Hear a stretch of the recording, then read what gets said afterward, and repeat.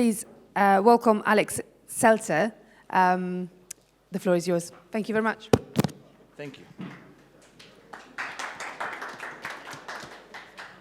Hi, everyone. My name is Alex Zeltcer, and I'm CEO and co-founder of Ensure.ai.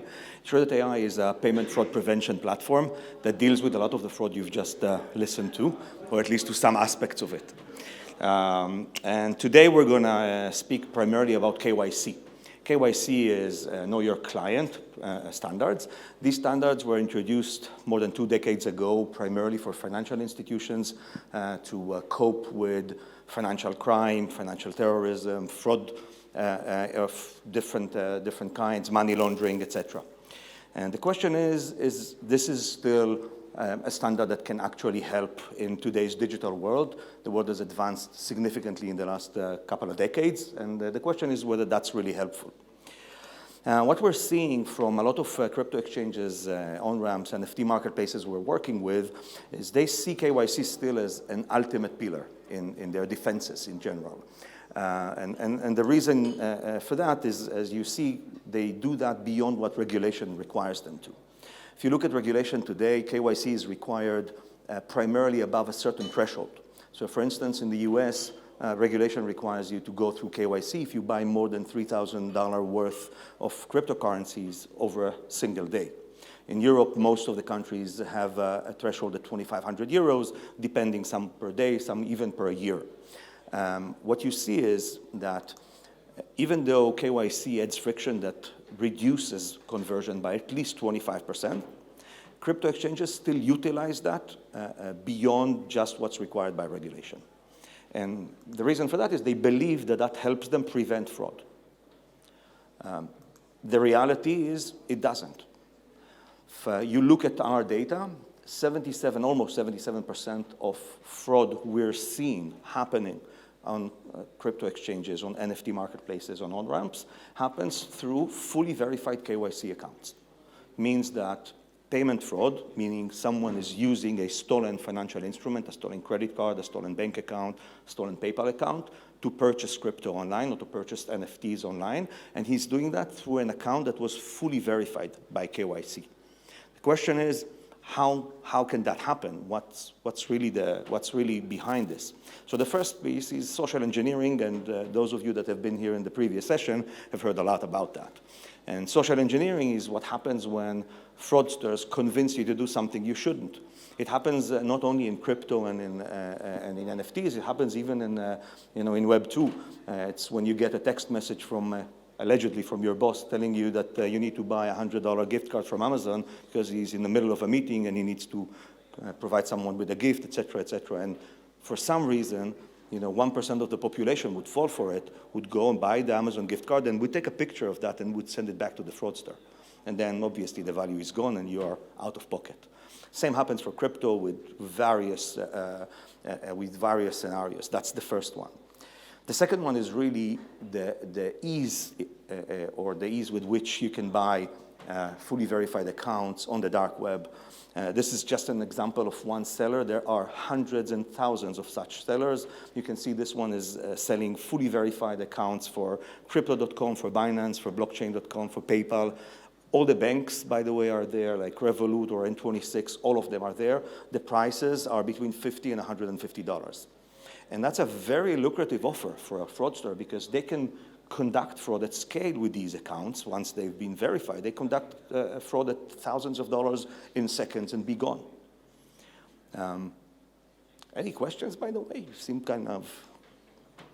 No? Okay. So what can you do, right? Well, the question is, if KYC doesn't work, what can you do? So the first thing you need to realize is that it's not really helpful. The second thing is you need to stop relying on identity verification. And I'll pause here for a second because identity verification is something that it's almost common sense, right? If you can identify the person behind the transaction, you can verify that the person behind the transaction is the rightful owner of the credit card or the bank account or the PayPal account or whatever, you should be safe. However, if you think about the digital world, when you think about yourselves, you use your own identity or the same identity when you go play on Steam as you go and buy crypto on Binance, as you go and buy on Amazon, Are you using the same, first name dot last name at gmail.com? I know I don't, and most of the people don't. And as a result of that, identity verification in the digital world, it simply breaks. It doesn't work. And the question is, what is it that you can do that would allow you to prevent that level of fraud? And that's where we come in. And QEii is creating a technology that is allowing you to look at behavioral anomalies, looking at really scalable fraud patterns.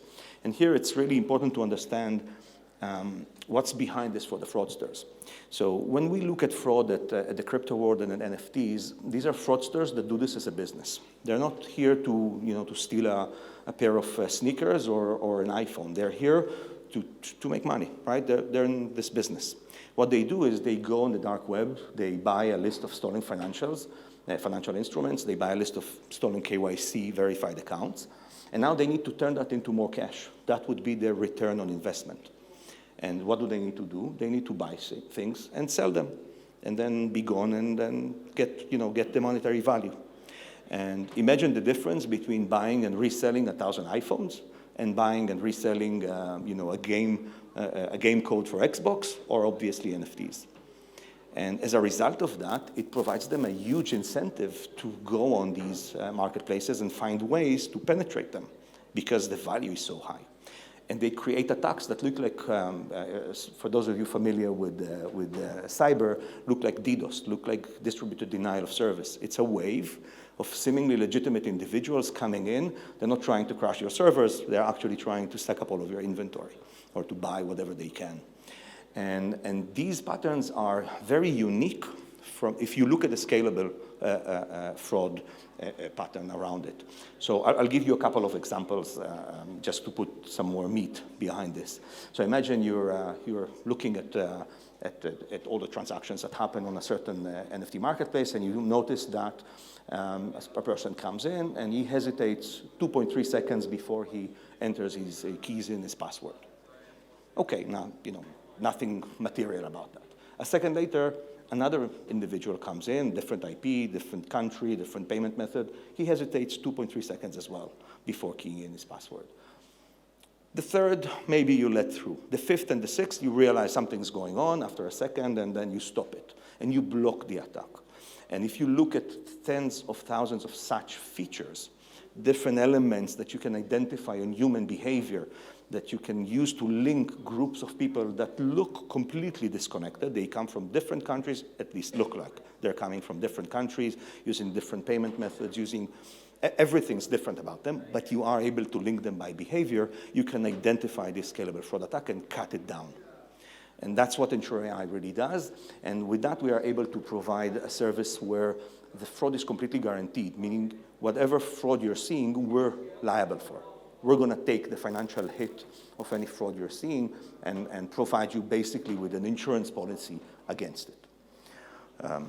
That's it.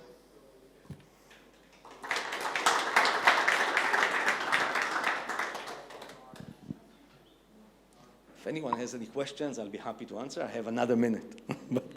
But if not, then I can say, yeah, please. Earlier you mentioned about KYC reducing people's baskets by 25%. Yep. Not basket, conversion rate. Conversion rates. Yep. Have you noticed any difference in conversion rate using your software?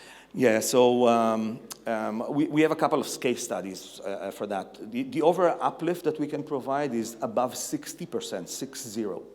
What you see, it's incredible to see that. If you look at the entire journey, you would see that 25% you lose for friction, KYC or else, 25% for the network, for Visa, MasterCard, the banking system, whatever, 25% for fraud prevention, 25% for fraud prevention. In general, that leaves you with 40% of the people. We're able to get you up to 65 to 70. Yeah. Please. Thank you, guys.